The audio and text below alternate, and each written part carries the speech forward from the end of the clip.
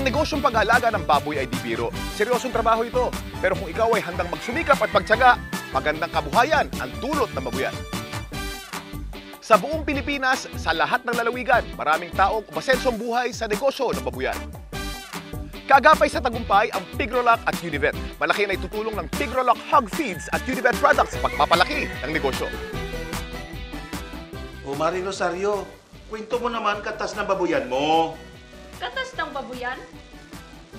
Parang hindi yata magandang tunog nun.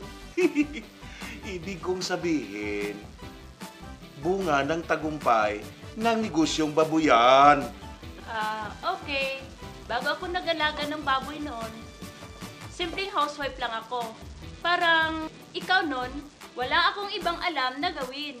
Pero, nung nagbaboyan ako at napalago ko ang negosyo, natuwa ako.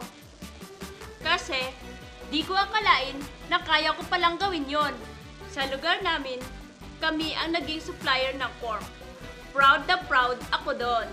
At syempre, tulad yung lahat, nabibili din namin ang pinapangarap ng aming pamilya. Napalaki at napaganda din namin ang aming bahay. At nakabili din kami ng sasakyan.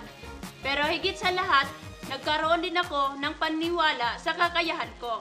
Meron rin pala akong galing at husay na lumabas sa pagpapatakbo ng babuyan ko. Mga kabayan, sana po ay lagi tayong healthy. At kung nag-alaga po tayo ng baboy, Baboy Kampiyon Tip. Walang ikakatakot kung mahusay ang gamot tulad ng Coglapest Hog Cholera Vaccine. Hindi nakaka-stress, ito ay antiviral strain na pinapadami sa cells ng baboy kaya walang allergic reaction. Ito rin ay safe, mabisa at nagbibigay ng mas matagal na proteksyon laban sa hog cholera.